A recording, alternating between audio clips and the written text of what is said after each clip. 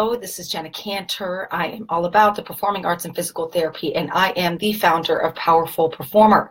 I am going today, I'm very excited. I actually was pretty much dreaming about this all last night. I'm going to be talking about the anatomy of the APTA, what positions are available, big picture, because if I go into really, really small picture, there's just endless positions. So big picture, and then just essentially I'm creating a tree of the hierarchy of who reports to who? How does it work?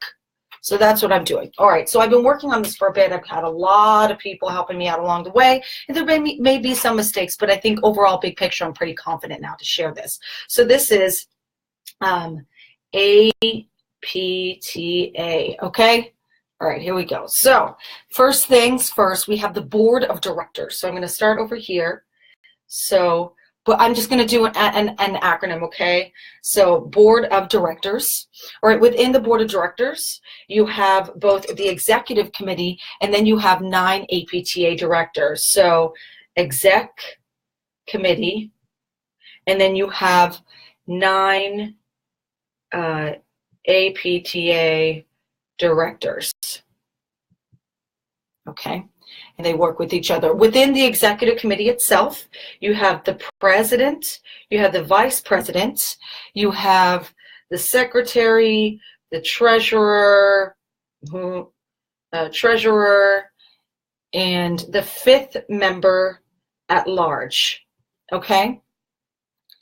And the 5th member at large, the purpose of this individual is so they don't ever have a tie vote.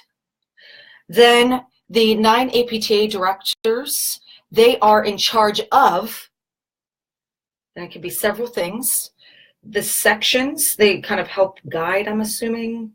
Not really sure. I didn't go into that depth yet. Okay, or above. In charge of, above. So you can see, so these are the sections. So sections like private practice, acute, aquatics, and chapters. Chapters also can be referred to as components, which can also just be called state, your state, okay? For a long time, I did not know what they meant when people said chapter. I'm like, what chapter? Chapter 3? Okay, and then for the sections and the chapters, beneath them, they each have their own special interest groups. Okay, oh, and I forgot right here, councils. There's just a few of the councils that exist. So then I'm going to go like this so you can see this is all kind of together right now. Okay. So actually, oh no, wait. I'm going to do it a little bit better. Let's go.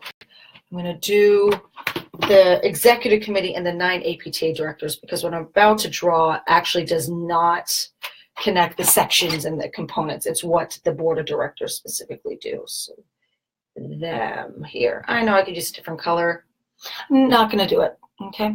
So from here, the board of directors, these guys, let's have it come down. So the executive committee and the 9 APTA directors, they are above, okay, oh good, you can still see it. Task forces,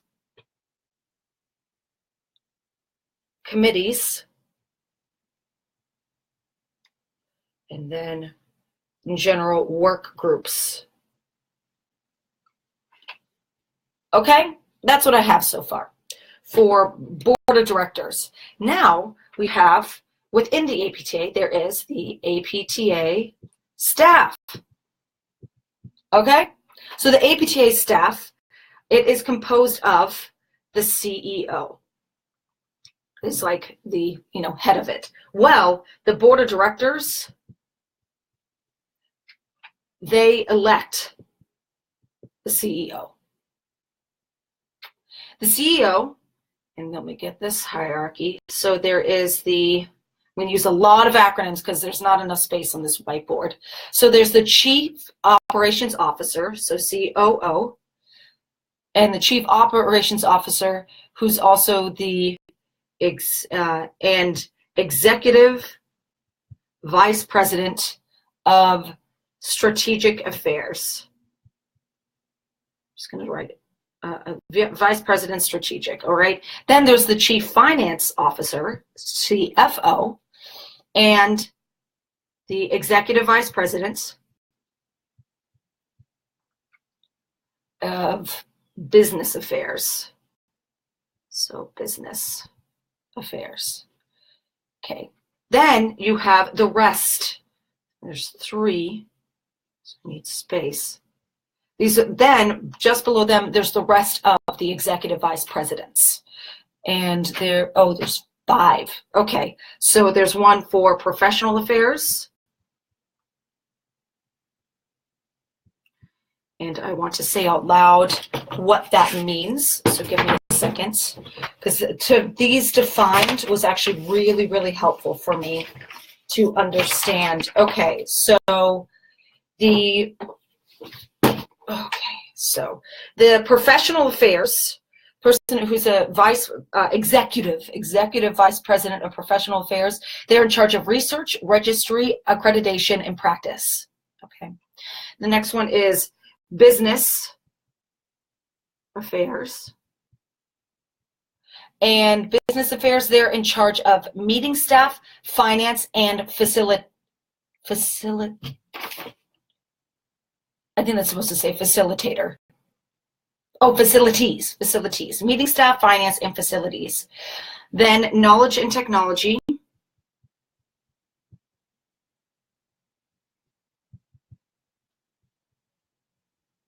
Knowledge and technology, they take care of IT, so technology. Yes. Then public affairs. I don't even know why it keeps writing affairs. It's a waste of space. Let's just get rid of affairs. These are all affairs as well. Okay.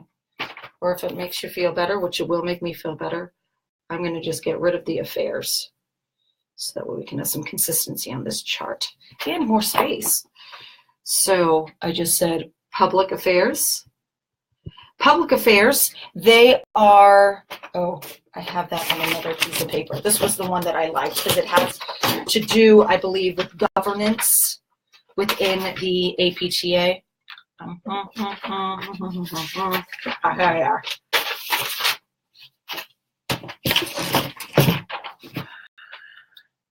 Under public affairs, they have both government affairs and communication. So this, of course, is the one where I went, ooh, there's mine. You know, like I love.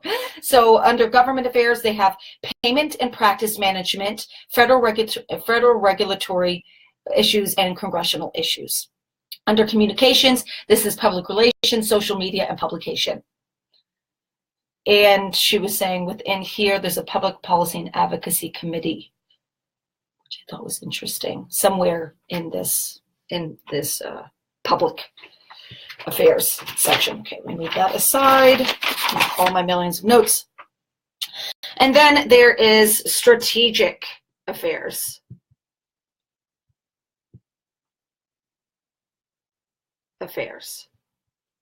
Okay, so I want to say something out loud that I'm just noticing that is a flaw in this hierarchy tree that, you know, you figure out as you go. We're actually repeating something. So I'm just going to do a little underline. So strategic and business. So there are 5 total, right? But business, the executive, the COO and the CFO, the COO that's in charge of strategic and the CFO that's in charge of business, they're just, I'm including them in here. So you can just see that these are all the different executive vice presidents. It's just that the COO and the CFO have dual responsibilities, essentially.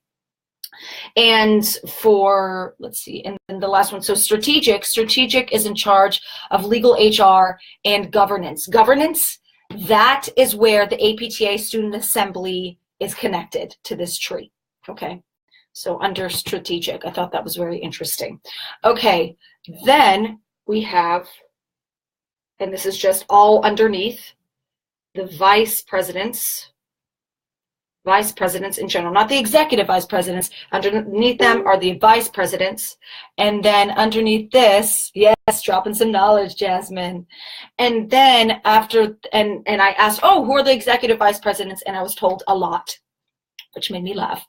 And then underneath the vice presidents, there are directors. And I said, oh, who's that? And they said, a lot more. So for vice presidents, there's a lot. And for directors, there's a lot more. So if you're wondering where you can find positions, there's a lot. I was like, okay. Although I think a lot of it's about who you know. And then people say it's, you know, has to do with time involved with the APTA. I think it also has to do with trust. Yeah, trust for sure.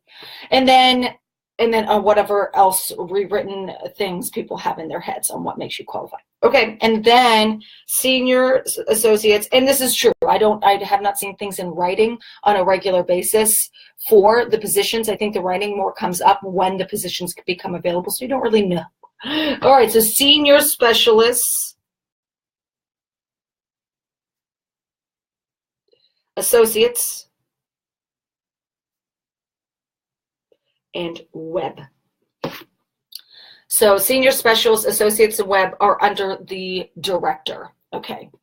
Hi, Lex. Okay, so then that, and then there are staff work groups, kind of how there are work groups over here for the board of directors. There are work groups that go throughout and they help out.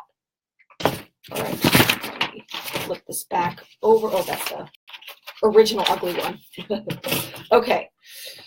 Then there's the very exciting House of Delegates, and I'm going to do acronym for them. HOD.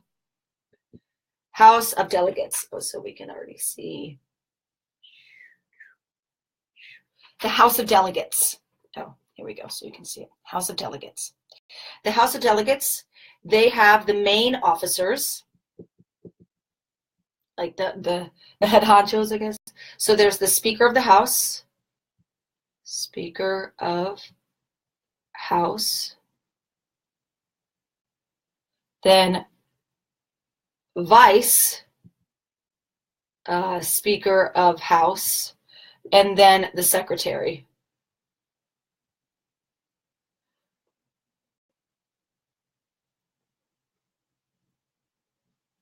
I don't know why I feel that need, but since I'm abbreviating secretary over here, I'm going to just be a little consistent. Okay, so Speaker of House, Vice Speaker of House, and Secretary. So they all here. Then underneath them, this is where I just learned so much, literally just from this piece of information. So there are section delegates, and there are chapter delegates.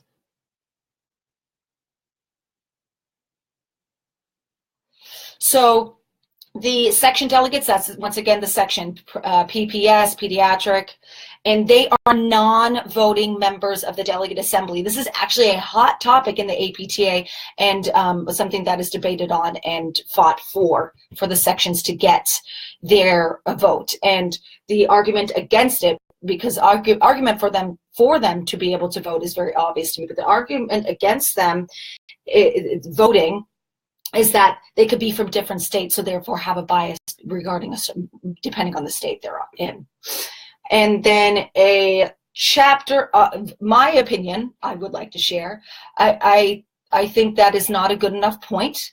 That is like saying the fact that I'm a woman, so I'm most likely going to vote for a woman, which is actually true in my case. I do vote that way. It's something that I believe in very strongly. However, if the person is, of course, more qualified, or I like that person running, of course, I'm going to vote for them. But if I do not really know who they are, I'm going to vote for a woman. But that's just my own personal, like big goal in mind. Anyway, so chapter delegate, that is state delegate.